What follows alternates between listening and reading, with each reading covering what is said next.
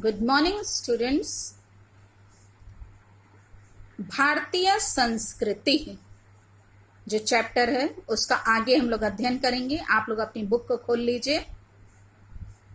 एषा कर्म वीराणाम संस्कृति।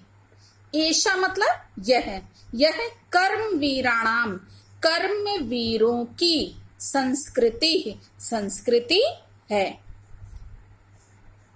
कुर्वन् एव इह, 3 शब्द बच्चों ये मिला हुआ है। आप वर्ड मीनिंग में देखेंगे तो मिलेगा।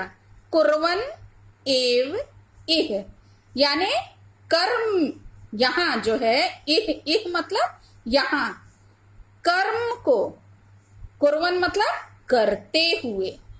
किसको करते हुए?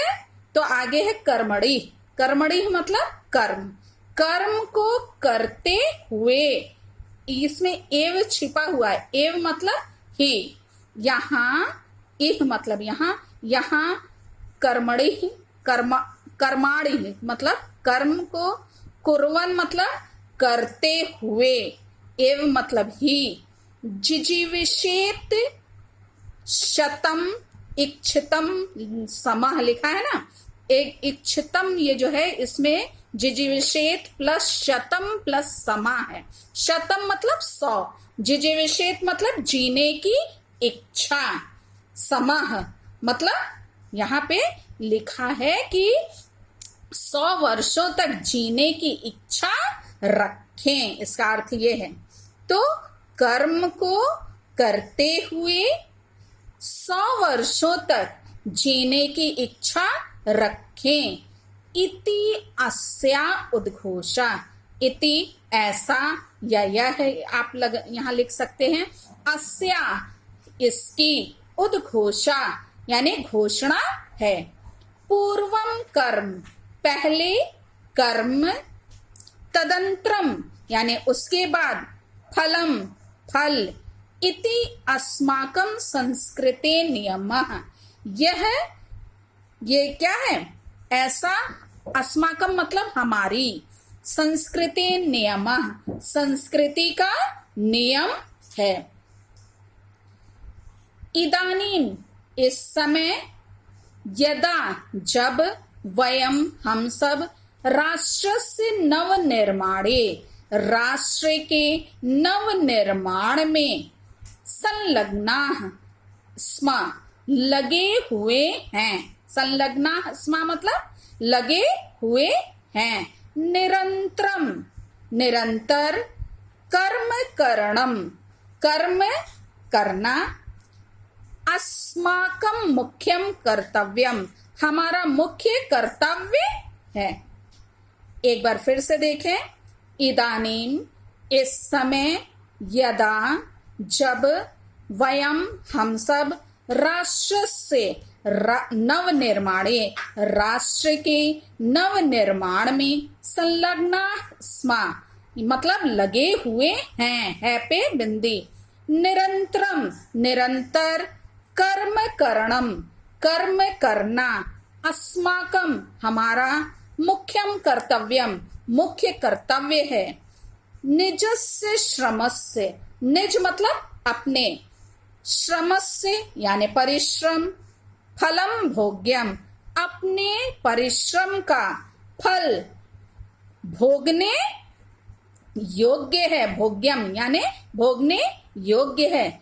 अन्यस्य श्रमस्य, अन्यस्य यानी दूसरे के, श्रमस्य यानी श्रम का, शोषणम सर्वथा वर्जनीयम दूसरों के श्रम का शोषण, सर्वथा क्या है? वर्जनीयम वर्जनीय है, यानी कि वो त्यागने योग्य है। दूसरे के परिश्रम का शोषण करना सब प्रकार से, सर्वथा मतलब सब प्रकार से क्या है?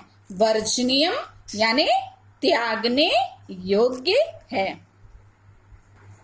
यदि वयम विपरीतम आचरामः, यदि वयम यानी हम सब, विपरीतम आचरामः विपरीत आचरण करते हैं, तदा तब, यदि हम क्या करते हैं? विपरीत आचरण करते हैं, तदा तो ना वयम, ना मतलब नहीं, वयम मतलब हम, सत्यम भारतीय संस्कृति उपासका, सत्य रूप से भारतीय संस्कृति के उपासक, यहाँ पे ना ये जो है ना ये यहाँ आ जाएगा, सत्य रूप से भारतीय संस्कृति के उपासक नहीं हैं।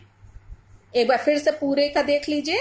यदि वयम यानी हम, विपरीत आचरामः विपरीत आचरण करते हैं, है पे बिंदी, तदा तब या तो, वयम हम सब, सत्यम सत्य रूप से, भारतीय संस्कृति उपासका भारतीय संस्कृति के उपासक, ना यहाँ पे है ये एंड में आ जाएगा, नहीं है। वयम तदेव, वयम हम, तदैव तभी, यथार्थ यानी वास्तविक, भारतीय भारतीय हैं, हम तभी वास्तविक भारतीय हैं। यदा अस्माकम, जब, अस्माकम मतलब हमारे, आचारे विचारे चा, आचार और विचार में, अस्माकम संस्कृते हमारी संस्कृति, लक्षिता भवेत दिखाई दे।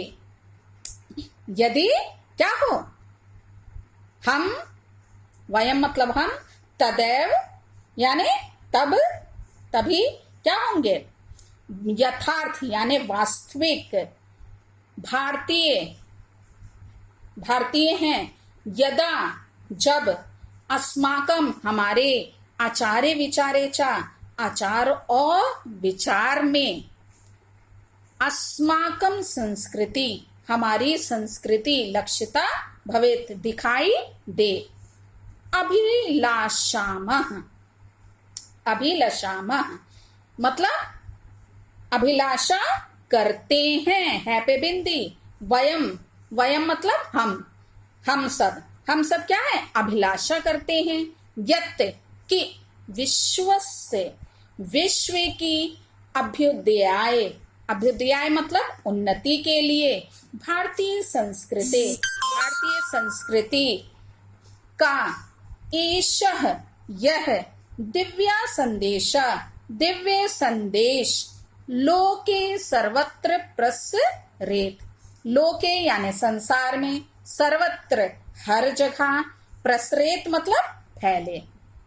तो पूरे का यहां से क्या हो जाएगा अर्थ, कि विश्व की उन्नति के लिए भारतीय संस्कृति का यह दिव्य संदेश संसार में हर जगह फैले। सर्वे भवन्तु सुखिना, सर्वे यानी सभी, सुखिना यानी सुखी, भवन्तु मतलब होवे, सभी सुखी होवे।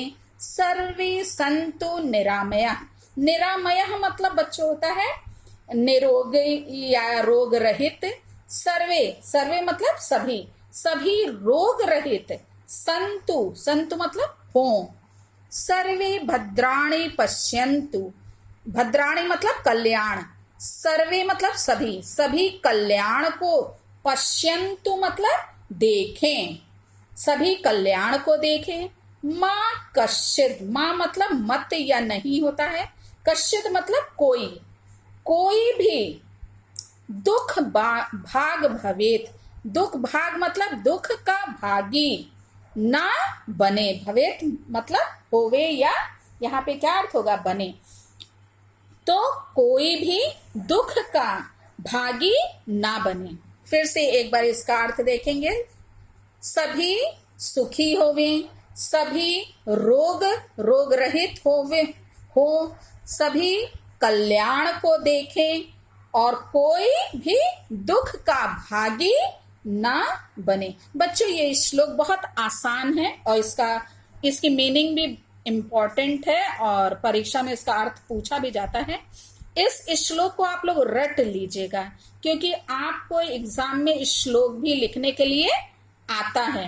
तो इसको याद करने के बाद लिख करके मिलाइएगा बुक से कि आपने सही लिखा है कि नहीं। स्पेलिंग एकदम करेक्ट होनी चाहिए। यदि गलती होती है तो एक बार फिर से लर्न कीजिए और फिर लिखिएगा। ऐसे करके 2-3 बार, जब तक सही एकदम ना हो जाए तब तक इसको लिखिएगा और लर्न अच्छे से कर लीजिएगा ताकि आप एग्जाम में अच्छे से इसको कर सकें। बच्चों इस चैप्टर का क्वेश्चन आंसर हम पीडी में भेज देंगे। ठीक है, थैंक यू।